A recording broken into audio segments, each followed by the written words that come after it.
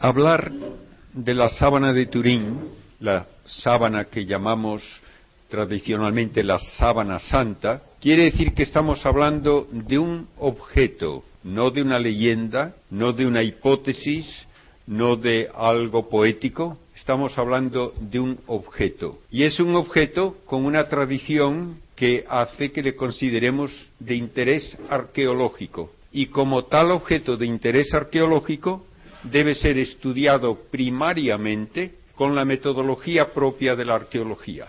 La sábana de Turín no es objeto de fe, y el Papa Juan Pablo II lo dijo explícitamente. La Iglesia no tiene autoridad ni competencia para decir si la sábana de Turín es auténtica o no. Que lo digan los científicos. La Iglesia conserva ese lienzo por una tradición que nos dice que está relacionado con la sepultura del Señor. Pero nuestra fe no depende de ese lienzo. Y aunque no hubiese ese lienzo, tenemos testimonios históricos en los Evangelios que nos marcan como base de la fe el hecho de la muerte, de la sepultura y la resurrección de Cristo. Y esto no depende de ningún objeto arqueológico. Ahora bien, la fe cristiana se distingue de todas las demás religiones en que afirma hechos históricos en los cuales se basa. Y así, la fe tiene que comenzar con el proceso de conocimiento humano que es propio de los hechos históricos.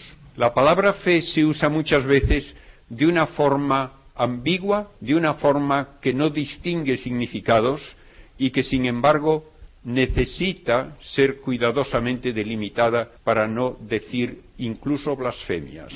Porque hay gente que dice sin darse cuenta algo que es una blasfemia cuando dicen la fe es un don de Dios, a mí Él no me la ha dado, ¿de qué se queja de que yo no la tenga? Esto es literalmente atribuir a Dios una injusticia y es por lo tanto una blasfemia. La fe es primariamente un conocimiento que se obtiene no por mi propio esfuerzo experimental como en la física, ni por mi propio raciocinio como en la filosofía o la matemática, sino por testimonio. Ese es el significado primario de la palabra fe. Conocimiento adquirido por testimonio. Y todo lo que sabemos de orden histórico es por fe humana. En una ocasión, hablando yo en una facultad de física en una universidad en Sudamérica, uno de los estudiantes me dice, claro, pero usted nos está hablando de algo que no se puede comprobar. Y yo le dije, ¿usted cree en la teoría atómica? Pues claro que sí. ¿Por qué? Pues porque está muy comprobada. Y yo le dije, no, usted cree porque se lo han dicho. Usted no ha comprobado nada. Ni le sería posible comprobar nada. Usted lo cree porque se lo han dicho personas dignas de crédito, y el testimonio humano en esas condiciones es razón suficiente de certeza. Y esto es lo que ocurre, por ejemplo, en un juicio criminal, cuando por testimonio se decide que una persona es o no es culpable. No hay ningún aparato que mida la culpabilidad de alguien, por lo tanto no se hace con ningún experimento, se hace por una inferencia lógica que en la mayor parte de los casos se basa en testigos. ¿Cómo sé yo que existió Sócrates? Por testimonio histórico. ¿Cómo sé yo que existió Cristo? De la misma manera, por testimonio histórico. ¿Cómo sé yo lo que enseñó Sócrates? Porque me lo transmiten sus discípulos. ¿Cómo sé yo lo que enseñó Cristo? De la misma manera, porque me lo transmiten sus discípulos.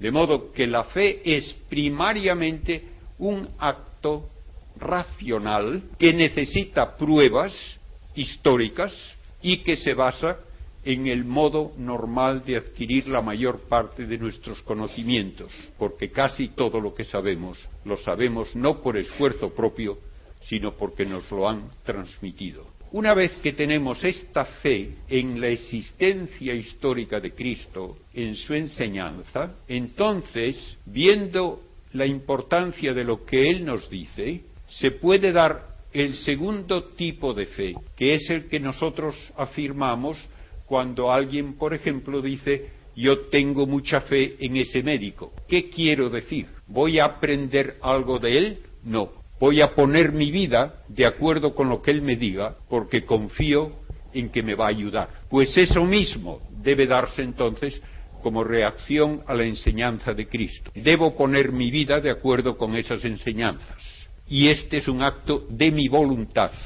Tampoco es algo que Dios me mete en la cabeza arbitrariamente. Dios me ayuda con su gracia, pero lo tengo que hacer yo, lo tengo que decidir yo. Y por eso la fe es un acto meritorio. Y si no fuese acto mío, no podría ser meritorio. Entonces, ¿qué es la fe como regalo de Dios? Es la fe que se nos da como lo que llamamos la virtud teologal, que con la esperanza y la caridad son el resultado primero del bautismo y segundo de todos los sacramentos.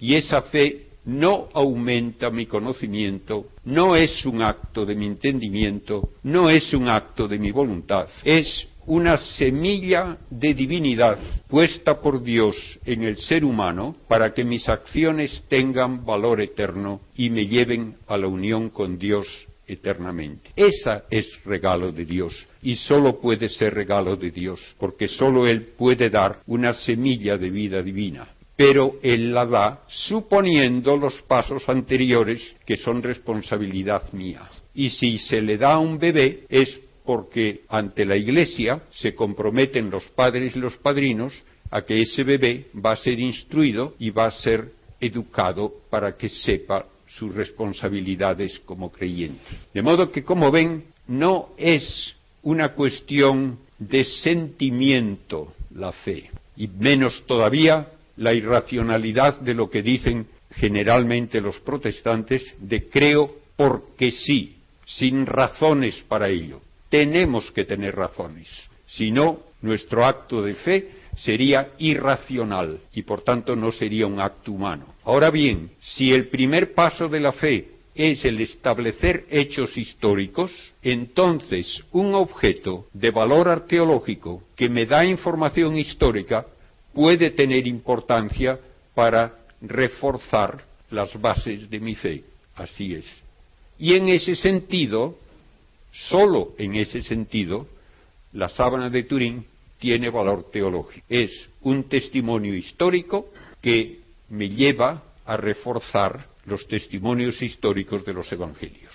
Ahora bien, en todo caso de estudio de un objeto arqueológico, la única certeza que se puede obtener es una certeza de inferencia lógica, de decir, este objeto pertenece a tal período, a tal persona, a tal lugar, porque tiene estas características que son propias de tal período, de tal lugar, y tal vez hay alguna indicación que implica que sólo una persona determinada puede ser asociada con este objeto. Un ejemplo que lo pone de relieve con algo que se anunció hace más de 30 años. Se anunció que se había encontrado la tumba de Filipo de Macedonia, el padre de Alejandro Magno. ¿Por qué se identificó así? Porque se encontró una tumba en Macedonia de un estilo y en un estrato del suelo correspondiente a la época de Filipo, de unos 4 siglos antes de Cristo. Dentro había un esqueleto de un varón que tenía que ser una persona muy importante porque estaba rodeado de joyas y de ofrendas valiosas.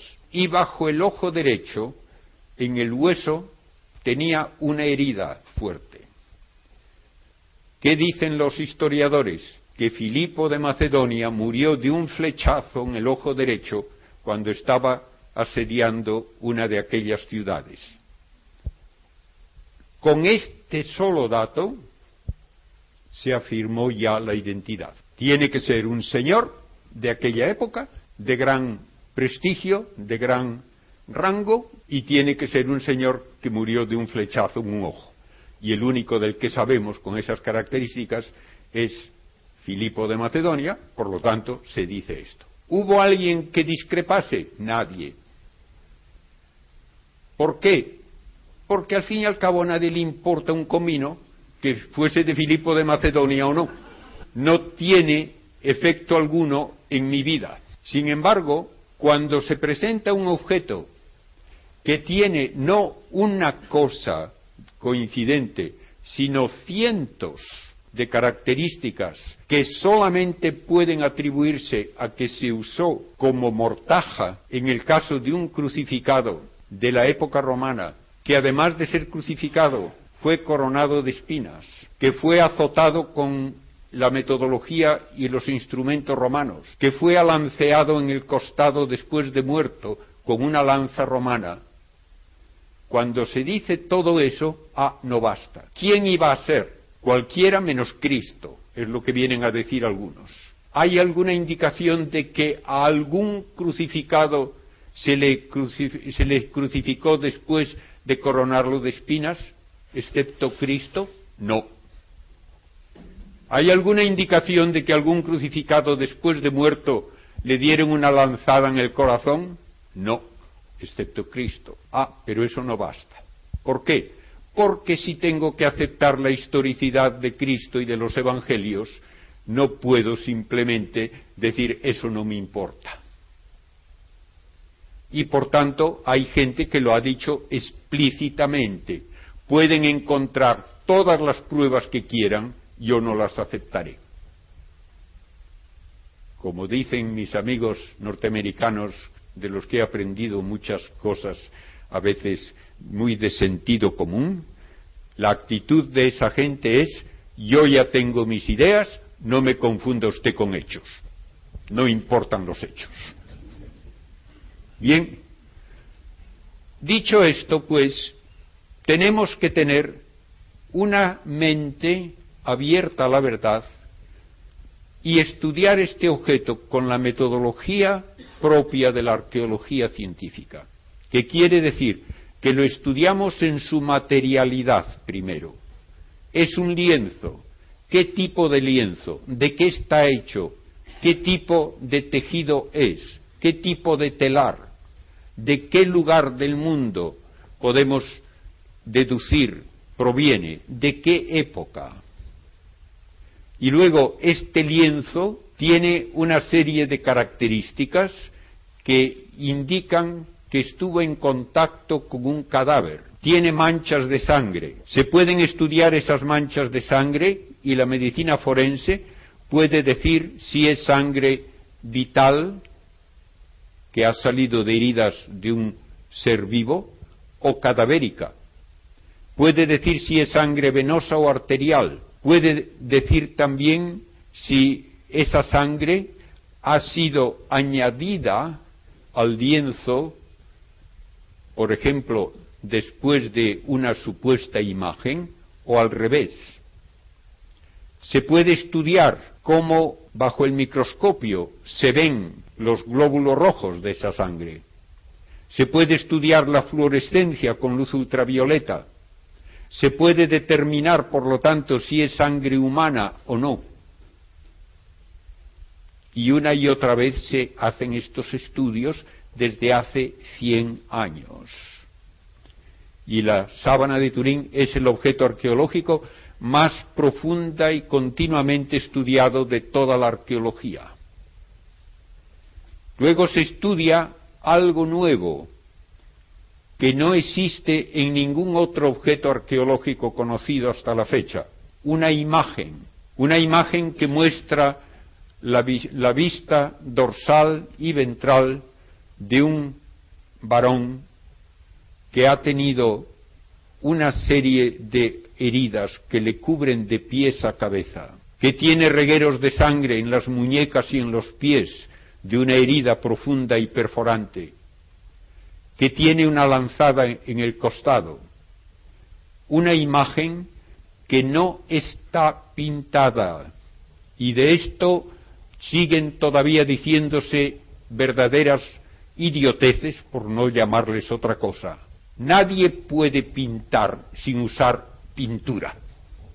Eso es obvio. Pues allí, en este lienzo, mirándolo al microscopio, no se ve ningún pigmento. No hay nada para formar esa imagen, nada añadido al lienzo. No hay polvos, no hay líquidos, que hayan impregnado las fibras. Esa imagen tampoco es una chamuscadura, que es una de las respuestas frecuentes. El lino no está afectado. Y esta imagen, además, tiene las características de un negativo fotográfico, algo que es imposible hacer por cuenta propia. No puede la imagen deberse a ningún proceso conocido. Este es el hecho que hoy hay que subrayar. Nadie ha sido capaz todavía de reproducir esta imagen, ni siquiera en un tamaño reducido, mucho menos en el tamaño natural de una persona. Esta imagen, además de ser como un negativo fotográfico, que hace que se vea mucho mejor en una imagen negativa hecha en una película fotográfica que en la realidad permite deducir un relieve, cosa que no se puede hacer con ninguna fotografía. Ustedes no pueden obtener de una fotografía una indicación de distancia porque la imagen sea más o menos intensa. Si alguien hace una fotografía de mí mismo, mi chaqueta saldrá más oscura que el alzacuellos y saldrá más oscura la cara que el alzacuellos y la cara más ligera que la chaqueta. ¿Por qué? Porque no depende el que aparezcan más oscuros o más claros de la distancia de la cámara, que es la misma, sino que depende de la capacidad que tiene cada una de estas superficies de reflejar luz. En la imagen de Turing no es así, sino que la parte que se marca con mayor intensidad es la que está más cerca del cuerpo, y la que está más lejana se marca menos, y por eso se puede luego reconstruir una imagen tridimensional, cosa imposible de hacer, como he dicho antes, con una fotografía normal o con un cuadro. Por muy artista que sea el que lo hace, no puede hacer eso. Bien, voy a entrar en detalle de todo esto, pero antes quiero evitar que esté remordiéndoles por dentro la noticia tan jaleada de que con el carbono 14 ya se demostró que este lienzo es medieval. Hace un poco más de un año, en una revista respetada y profesional de química, Thermoquímica Acta se llama, un químico de fama internacional en Estados Unidos, Ray Rogers, publicó un artículo en que decía que habiendo estudiado fibras que él tomó en 1978 de la sábana de Turín y fibras de la muestra que se usó para lo del carbono 14, encontró por análisis químico que esas fibras son de distinto tipo y no pertenecen a la misma tela. Lo que se dató no era parte de la sábana original. Tanto se ha hablado y se ha escrito y se ha pontificado sobre la falsedad de la síntone, basándose en una única prueba en contra de cientos de datos, y esa única prueba hecha en un remiendo, al parecer, que se le había puesto en el borde a la sábana de Turín. Hablamos de la sábana santa y ya les he explicado el problema del carbono 14. Simplemente les indico que el carbono 14 lo producen en la atmósfera rayos cósmicos que transforman nitrógeno en carbono, y este carbono es luego absorbido por las plantas y luego por los animales, y se mantiene un porcentaje constante mientras el animal o la planta están vivos. Pero en el momento en que se mueren, deja de adquirirse nuevo carbono 14, se va desintegrando el que había y por eso con el tiempo cada vez hay menos. Y eso es lo que se usa para saber la edad de una muestra desde que dejó de adquirir nuevo carbono 14. Pero ya, de momento, dejamos el tema del carbono. Se tomó la muestra de una parte periférica de la sábana, donde parece que había habido suficiente deterioro, porque por ahí se agarraba cuando se mostraba al público, y por eso hubo que hacer una reparación. Y no se tomó la precaución, que es típica de la metodología científica, de tomar varias muestras en diversos lugares del lienzo, precisamente para evitar que se hiciese en un sitio que no era típico. Se tomó solo de un sitio y ese sitio estaba mal escogido porque no se hizo ninguna prueba química ni de fluorescencia para saber que era correcto.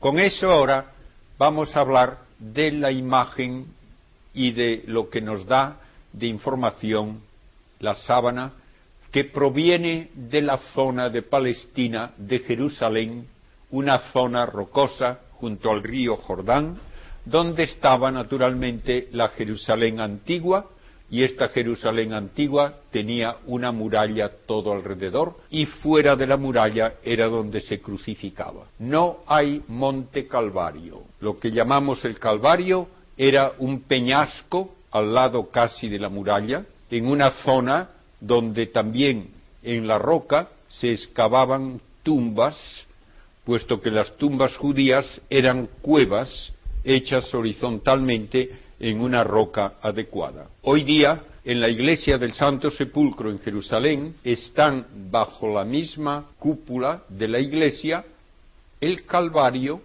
y el sepulcro, de modo que estaban muy cerca el uno del otro, y como dice el Evangelio, como esta tumba, que era además nueva, no usada, estaba muy cerca y se echaba encima el sábado, por eso consideraron que era adecuado el llevar allí el cuerpo del Señor.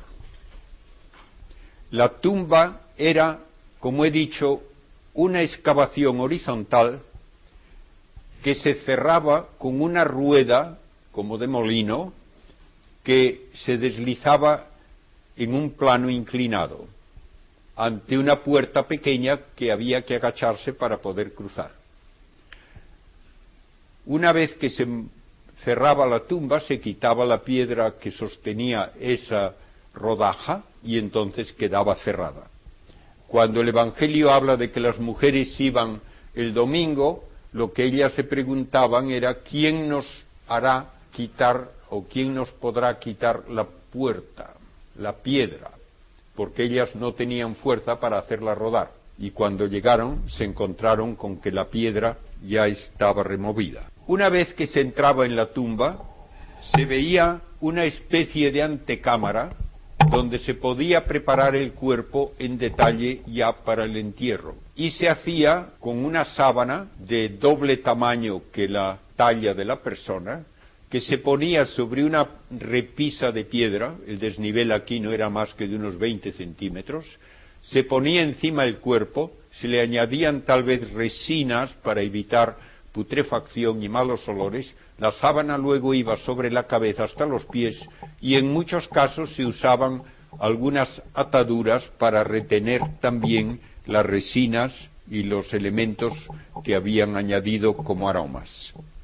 Pasado suficiente tiempo, cuando ya quedaban prácticamente solo los huesos, entonces se ponía en un nicho lo que quedaba del cadáver, y la tumba tenía varios sitios para miembros de toda una familia. Todo esto, es de suponer, era así en la tumba de la que estamos hablando, que no se había usado todavía. A Cristo no sabemos si le hicieron mucho de lo de poner los aromas, ni ponerle tampoco las ataduras, porque se echaba encima el sábado y no se podía trabajar. Por eso dice el Evangelio que en la mañana del domingo iban las piadosas mujeres con todos los aromas que habían comprado una vez que había dejado ya de prohibirlo el descanso del sábado, y estaban dispuestas a hacer propiamente lo que no se había podido hacer el Viernes Santo. Tenemos pues ahora una noticia histórica llamativa. Cuando van las mujeres a la tumba, no está allí el cadáver. Ahora bien, primeramente sepan que tanto la ley romana como la ley judía condenaban a muerte a quien profanase una tumba. No era un juego eso de meterse a llevarse un cadáver. Segundo, nos dicen los evangelios que había guardas a la puerta de la tumba, puestos por los sanedritas y los sumos sacerdotes, precisamente para estar doblemente seguros de que nadie se llevaba el cadáver. Sin embargo, llega la mañana del sábado, el cadáver no está allí. Hoy día hay exegetas y hay teólogos, incluso católicos, que dicen, eso no importa, el que la tumba estuviese vacía no importa. Me da igual que le importe o no le importe.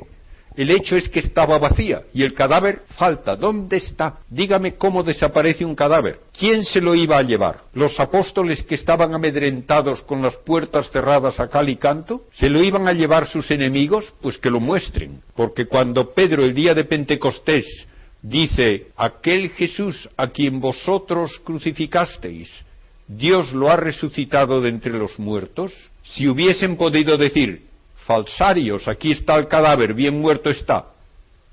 Nadie lo hizo. ¿Por qué? Porque no había tal cadáver. Segunda cosa a tener en cuenta con la psicología y la mentalidad de aquella época en aquel pueblo. Tocar a una tumba por fuera con el dedo le rendía a uno legalmente impuro, incapaz de poder tomar parte en ningún servicio religioso. Tenía que purificarse ante los sacerdotes para poder luego entrar una vez más en el templo y tener acceso a servicios religiosos y simplemente a la vida normal.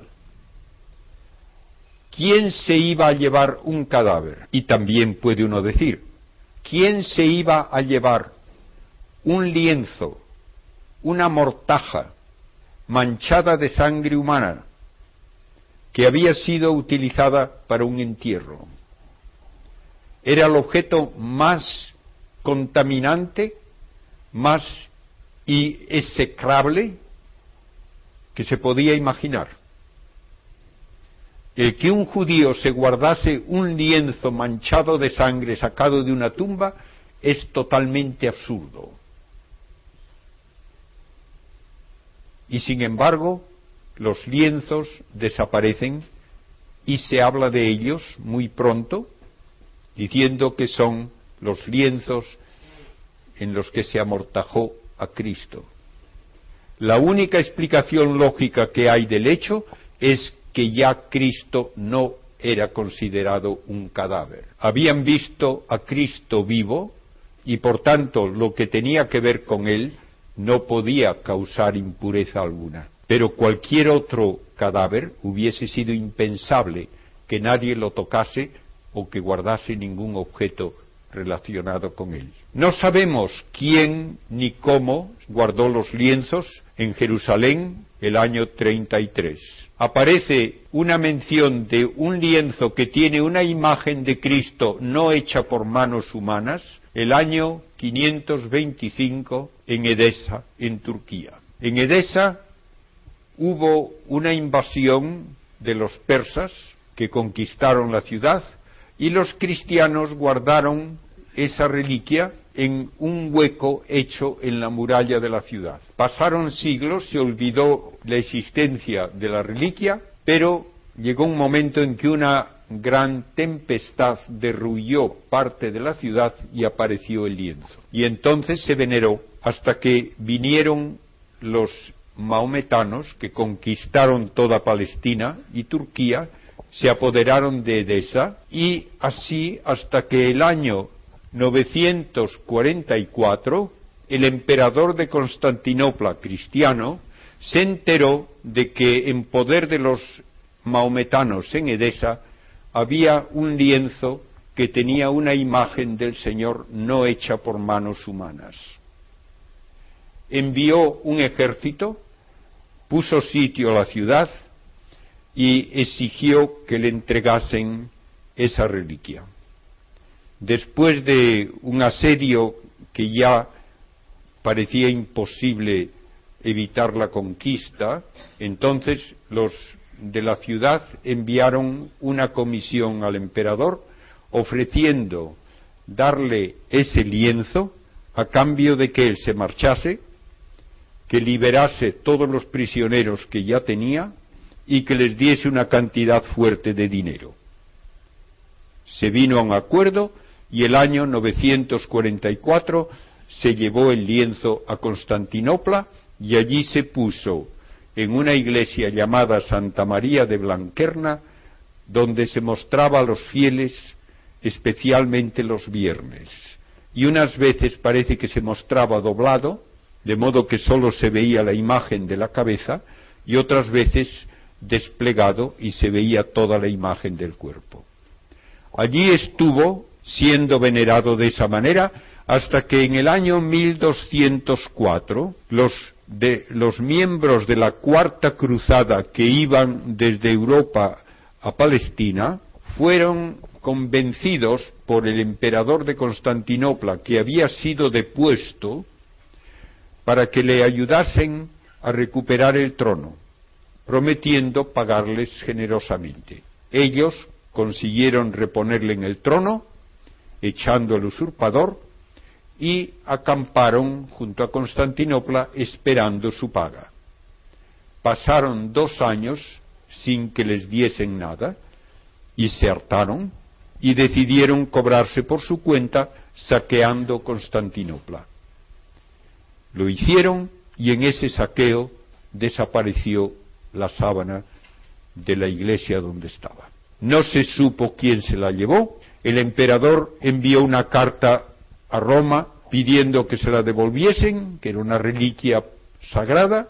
El Papa no sabía quién se la había llevado y nada pudo hacerse. Pero poco tiempo más tarde, como 150 años más tarde, en Liry, en Francia, aparece entre las posesiones de un heredero de un caballero cruzado un lienzo que se dice es el que envolvió el cuerpo del Señor en el sepulcro.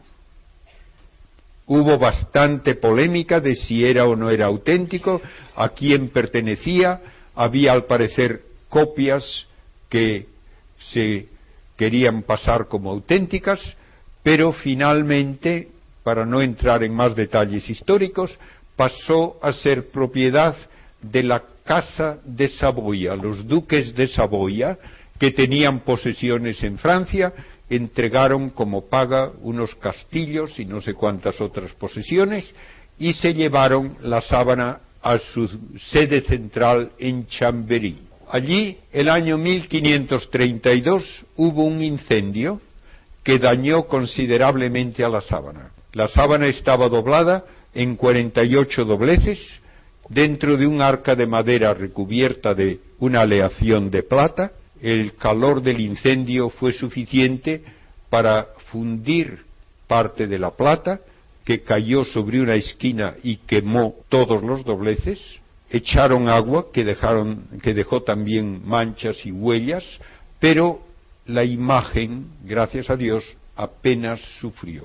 Allí estuvo en Chambéry hasta que en 1578, o sea, unos 45 años más tarde, San Carlos Borromeo, que estaba en Turín y era ya muy anciano y de salud muy endeble, había hecho un voto de ir a venerar la sábana del Señor, y no podía ya pensar en un viaje a través de los Alpes para hacerlo. Entonces los duques de Saboya, que tenían también posesiones en Turín, llevaron la sábana a Turín y allí ha estado desde entonces. Bien, podemos decir históricamente que se sabe cierto que la sábana de Constantinopla es la misma que aparece en Francia. Hay indicaciones muy claras, pero no hay una prueba definitiva. Pero otra cosa que es interesante, hay un manuscrito en Hungría, el Código Prey, que es de 1290, con una fecha bien afirmada, donde se dibuja la imagen de la sábana de Turín, incluso con algunas quemaduras en forma de agujeros que hacen como una L, que al parecer debieron producirse cuando alguien dejó caer cera de un cirio sobre la sábana en Constantinopla.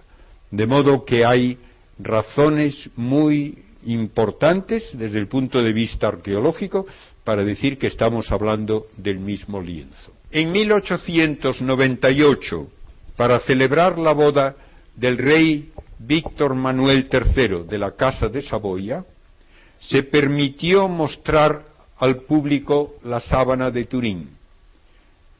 Hasta entonces no había una norma de si se mostraba o no se mostraba, pero se había permitido en muchas ocasiones que pintores hicieran copias, que muchas veces terminaban tocándose al original para darles el valor de reliquia. Solo en España hay por lo menos 20 copias. Bien, en 1898, con la tecnología ya de fotografía, se permitió a un abogado que era aficionado a la fotografía, Secondo Pia, que hiciese una serie de fotos con lo que era entonces una cámara típica de la época, una cámara grande de fuelle, que en lugar de película usaba placas de cristal de gran tamaño, como de 20 por 30 centímetros, y que tenían muy poca sensibilidad al rojo, de modo que las cosas de color rojizo salían especialmente oscuras en la foto. Cuando se hizo esa primera fotografía, Secondo Pia, él mismo confesó, al revelarla, casi rompe la placa fotográfica del temblor que le entró por la emoción de ver una cara con todo detalle que nadie jamás había visto. Lo que debía ser un negativo en la placa de cristal era un positivo, un rostro majestuoso, doliente, más impresionante que el pintado por ninguno de los grandes artistas de toda la historia. Lo que era la imagen en la tela se comportaba como un negativo fotográfico, y cuando uno fotografía un negativo, obtiene un positivo. Este es el comienzo del estudio moderno de la sábana de Turín.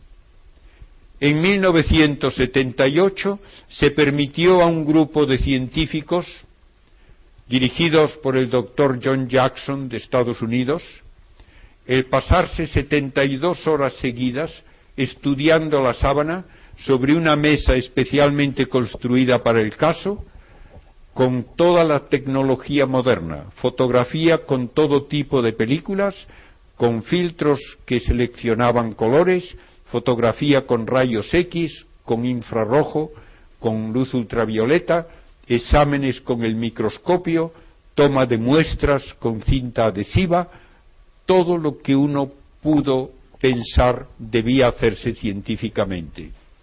Incluso se descosió una tela de refuerzo que se le había puesto después del incendio para ver si se veía la imagen por el lado opuesto de la tela.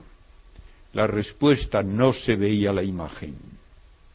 En cambio, cuando uno estudia la tela directamente, puede ver una serie de cosas interesantes. Primero, que está hecha en lo que se llama una serga en cola de pescado, un tipo de tejido que no se usaba en Europa en la Edad Media, pero que era conocido en el Oriente Antiguo. Segundo, que donde hay sangre, al poner una luz detrás, la sangre destaca contra la tela. Cuando se hace esto con toda la imagen, no se ve la imagen. Se ve solamente la sangre, se ven las manchas del agua que se usó en los incendios, en el incendio, y se ven naturalmente las chamuscaduras y los remiendos que las religiosas clarisas de Chamberí cosieron donde la tela se había destruido. Pero tenemos ya una primera indicación de importancia. La sangre penetró en la tela, como es propio de un líquido. Lo que produjo la imagen no penetró la tela. Quedó solamente marcada la superficie externa. Con fotografía de mayor contraste, usando película de blanco y negro que permite oscurecer las cosas según sus colores, vemos ya la imagen frontal, el rostro, los brazos cruzados sobre el pelvis, las piernas y la imagen dorsal, porque esta parte de la tela estaba encima del cuerpo y la otra estaba debajo. Vemos en la imagen frontal, también con un contraste aumentado, una gran cantidad de marcas paralelas que parecen tener puntos en sus extremos y que cubren todo el cuerpo desde el cuello hasta los pies.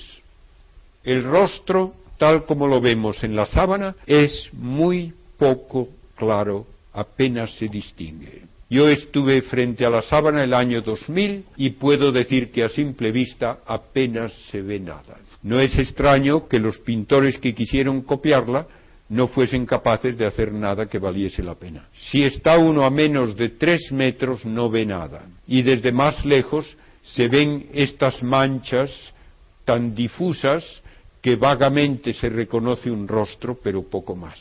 ¿Se ven claramente las manchas de sangre? Sí, pero cuando se hace la fotografía, entonces tenemos lo que vio Secondo Pia, un rostro majestuoso, doliente, pero que nadie había sospechado y que realmente impresiona. La sangre ahora parece blanca, porque la sangre no es parte de la imagen, y por tanto la sangre que es oscura, en la realidad, en el negativo, aparece clara. Pero las manchas nos dan un rostro en donde se ve, por ejemplo, la hinchazón de uno de los pómulos, se ve la desviación de una de las cejas, la desviación de la nariz, la hinchazón alrededor de la boca, todo lo que es evidencia de torturas.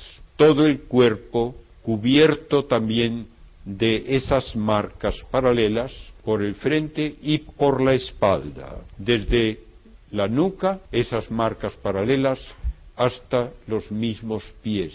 Tenemos un cuerpo que ha sufrido un tormento que de alguna manera produce esas marcas paralelas con grumos sanguinolentos en los extremos. Lo que produce eso es una flagelación romana. Y esto lo sabemos por conocimiento arqueológico, porque los romanos usaban un látigo, un flagrum, con un mango de madera, correas de cuero y luego bolas metálicas en barritas o huesos para desgarrar la carne. Se pueden contar 120 impactos y ocurren en direcciones tales que se puede inferir que había 2 verdugos a ambos lados de un reo que estaba doblado sobre una columna baja y que fueron sistemáticamente cubriéndole de heridas de los pies a la cabeza. Solamente se salvó la parte del corazón porque sabían muy bien que podían causar la muerte si azotaban sobre esa zona. Era uno de los tormentos más brutales que había y causaba la muerte muchas veces, y era tan ignominioso, además, que estaba prohibido azotar a un ciudadano romano. Solamente se aplicaba a esclavos, a traidores, a aquellos que no eran ciudadanos romanos. En la parte posterior de la cabeza, vemos la parte anterior cabeza abajo, pero la parte posterior hay una serie de grumos de sangre vital que cubre toda la parte de atrás de la cabeza hasta la nuca. Se deben a heridas punzantes. ¿Por qué? Porque estamos acostumbrados a ver la corona de espinas como un cerquillo alrededor de la cabeza. Nos dicen los historiadores que en aquel entorno del cercano Oriente, corona no significaba un cerquillo alrededor de la cabeza, significaba un casco que cubría toda la cabeza, y los soldados cubrieron toda la cabeza de Cristo con espinas, y quedó marcada toda la parte de la cabeza que se ve en la imagen con esas huellas sanguinarias, porque fue un capacete completo de espinas lo que le pusieron, y donde los soldados además se ensañaron con sus golpes cuando le mofaban como rey. En la parte de la espalda, cerca de los hombros, hay una zona difusa donde las marcas de los azotes aparecen borrosas y hay como una zona sanguinolenta de gran tamaño. Esto se debe a otra manera que tenían los romanos de llevar a la crucifixión, distinta de lo que nosotros nos imaginamos por no saberlo. En todos los Vía Crucis ven ustedes a Cristo con la cruz a cuestas, la cruz armada sobre un hombro, y tal vez el cirineo llevando el otro extremo. Eso es falso. Cuando se llevaba la cruz, el poste vertical de la cruz estaba ya en el sitio de la crucifixión, y el reo llevaba el travesaño horizontal sobre los hombros, con las manos atadas, y atado también a un tobillo, el madero, que pesaba de 30 a 40 kilos. Y si había varios, iban en una ristra, de tal manera que si uno de ellos caía, se caían todos, y no podían protegerse de la caída. Por tanto, probablemente no solo la rodilla, sino el rostro mismo terminaba chocando contra el suelo. En el cartílago de la nariz, en la imagen de Turín, aparece roto, desviado. No sabemos si es debido a un golpe dado por un soldado o a una caída. Se ha encontrado también en la sábana restos de tierra, de arena, en la zona de las rodillas. Una vez que llegaban al sitio de la crucifixión, se crucificaba con 2 clavos a través de la muñeca, no de la palma de la mano. Otra cosa que no se conocía en la Edad Media, por eso no hay ningún crucifijo de la Edad Media representando a Cristo con los clavos en las muñecas, pero que muy pronto, ya a comienzos del siglo XX, después de la fotografía de Secondo Pia, un médico francés, el doctor Barbet, demostró tenía que ser así, porque el peso de un cuerpo humano colgado de 2 clavos por la palma hace que se desgarre la palma y el cuerpo se desploma. Los romanos sabían eso y entonces ponen el clavo entre los huesos de la muñeca. Sobre todo la salida es por la muñeca, aunque puede ser que entrase el clavo por la parte inferior de la palma. El clavo tenía aproximadamente 1 centímetro cuadrado de sección y unos 18 centímetros de largo. Y lo sabemos porque se ha encontrado un clavo todavía entre los huesos de un crucificado cuya tumba se halló en Jerusalén no hace muchos años. Los pies marcan la planta del pie derecho. Recuerden que esto está marcado sobre un lienzo que está debajo del cuerpo, y el pie izquierdo está encima, retorcido y parcialmente visible, de modo que un solo clavo pasaba por ambos y servía también de soporte para el peso del cuerpo contra esos huesos del pie. Se ha podido sugerir que una moneda del siglo X de Bizancio se inspiró en la sábana de Turín porque muestra a Cristo con un pie normal y otro retorcido y más corto, y llegaron incluso a pensar que Cristo era cojo, y hay imágenes de la Virgen con el niño donde el niño ya tiene el pie izquierdo deforme, retorcido, y la pierna más corta. No hay razón lógica de que eso se pensase, si no es basándose en las observaciones de la sábana cuando se veía en Constantinopla. Y por eso probablemente también todas las cruces bizantinas tienen un travesaño inclinado porque creían que hacía falta clavar los dos pies a dos alturas distintas. No hay ninguna otra razón de que se haga eso si no es esta. La herida del costado marca el tamaño de una hoja de lanza romana que penetró en el costado derecho entre las costillas quinta y sexta y llegó al corazón atravesando el pulmón. Uno podría pensar que un soldado que no sea zurdo más bien tenderá a herir el lado izquierdo del que tiene enfrente. Sin embargo, nos dicen también los historiadores que a los soldados romanos se les entrenaba para que atacasen siempre al enemigo por el lado derecho, porque el lado izquierdo solía estar protegido por un escudo. Entonces un soldado romano actúa de la manera que estaba acostumbrado. La sangre que sale es sangre ya cadavérica que fluye y más tarde, cuando se mueve el cadáver, vuelve a fluir y deja un reguero a través de toda la espalda. Y es sangre con grumos mezclada con suero que da lugar a la expresión de que sale sangre y agua.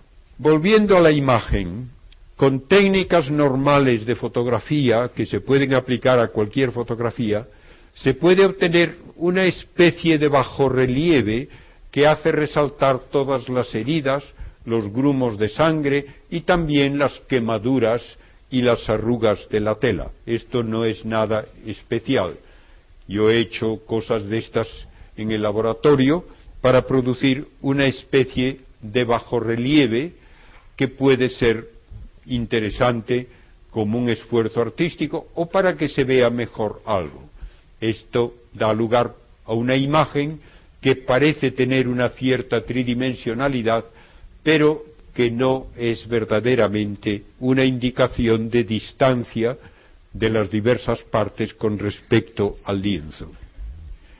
En cambio, si pensamos ahora en el lienzo como fue utilizado, parece ser que hubo algo que, siguiendo la perpendicular al lienzo de abajo, no al de arriba necesariamente, o sea, siguiendo la vertical, marcó por la espalda una imagen, aun en sitios donde no había contacto, y también en la parte superior marcó una imagen, aun en aquellos sitios donde no había contacto. Ya los pintores antiguos se daban cuenta de que esta era la manera en que se había utilizado la sábana de Turín.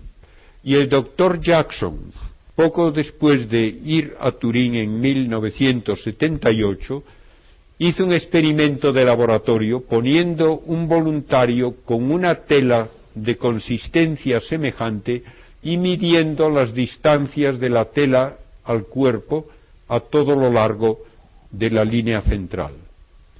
Comparó luego esto con la intensidad de la imagen medida a lo largo de la misma línea central y vemos que hay una correspondencia correcta. Donde la tela estaba más cerca del cuerpo, la intensidad de la imagen es mayor. Utilizando, pues, una fórmula matemática que convierte intensidad en distancia, se pudo hacer una reproducción tridimensional. Algo que, repito, no puede hacerse con ninguna fotografía ni pintura. Esta imagen tridimensional, con diversas formas de manipulación en el ordenador, da lugar a que se vea relieve, y relieve extraordinariamente exagerado en algunos casos, pero siempre un relieve de acuerdo con la anatomía humana. También con programas de ordenador se puede producir una imagen sin la sangre desde un ángulo distinto, o se puede producir una imagen solo de la sangre. Volviendo a la imagen tridimensional, podemos ver en una de estas imágenes, que como ven da una sensación de relieve, se nota sobre el párpado derecho especialmente algo como un redondel de bulto. Pues bien, hace unos 35 años, un jesuita de Chicago, el padre Failas, en una foto hecha con mucho aumento y con mucho contraste de esa parte de la cara, creyó ver la indicación de algo que podría ser una moneda. Todavía en épocas recientes yo recuerdo que se hablaba en los pueblos de que si una persona moría con los ojos abiertos, pues no era agradable el ir luego a ver al difunto con los ojos abiertos, se le cerraban los párpados y se le ponía encima una moneda hasta que ya quedaba con el rigor mortis, quedaba rígido el cuerpo y entonces ya quedaba el ojo cerrado.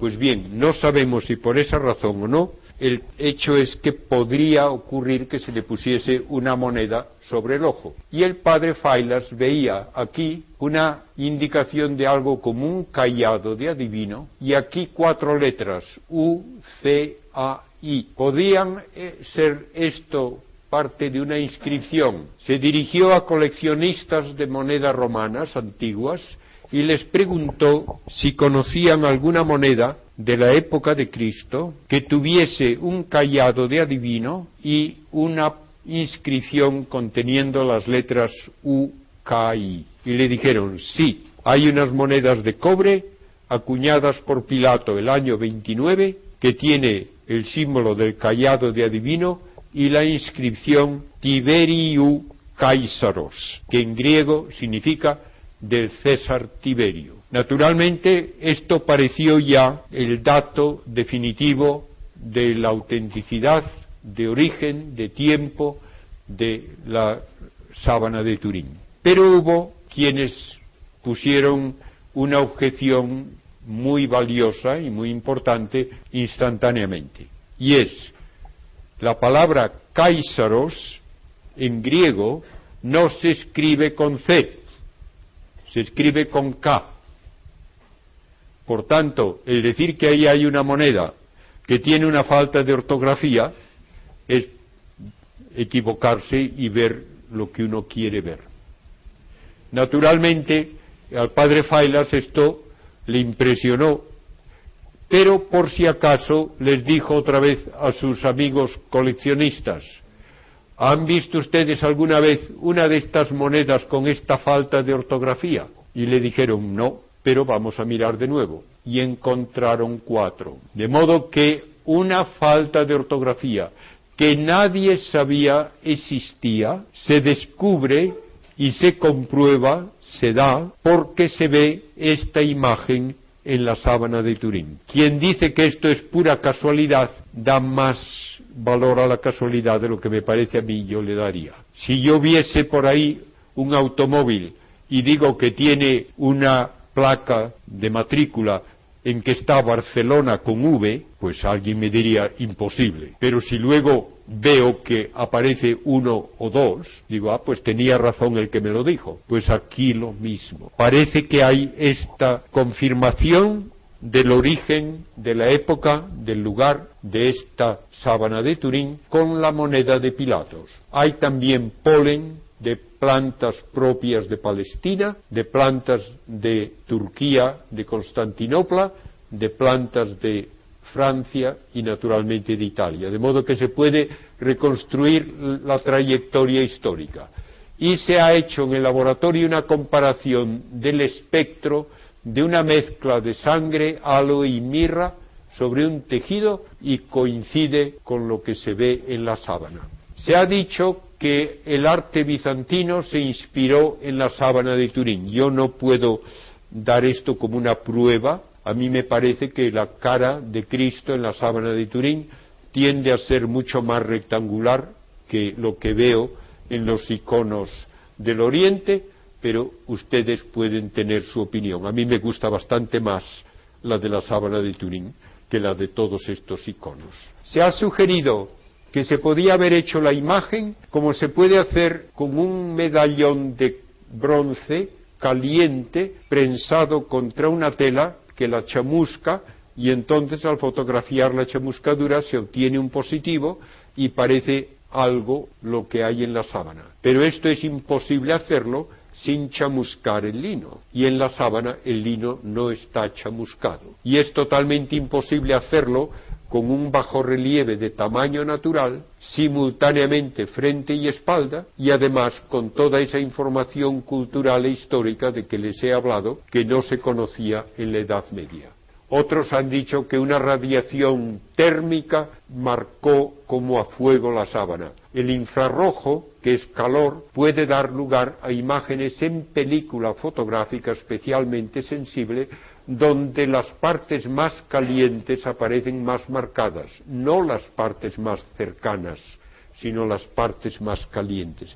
De modo que tampoco vale. Y ya con eso les voy a añadir unos minutos nada más, unas palabras sobre Oviedo y otro lienzo que hay allí, el sudario de Oviedo, aproximadamente un poco menos que este tamaño, que tiene por el centro una doblez donde coinciden manchas de sangre diluida y regueros de sangre que corresponden también a un cadáver. Cuando se ilumina por transparencia se ve la sangre intensamente y tiene características de ser sangre que salió por la nariz y la boca, manchó y empapó la barba y el bigote y luego manchó la nariz y las cejas porque probablemente estaba mirando hacia abajo el rostro cuando se llevaba ese cuerpo con una mano sosteniendo el lienzo contra la apertura de la nariz. Todo esto se confirma con el hallazgo de sangre humana del mismo tipo que la que hay en Turín y con las características del lienzo también coherentes con lo que se hacía en Palestina hace 2000 años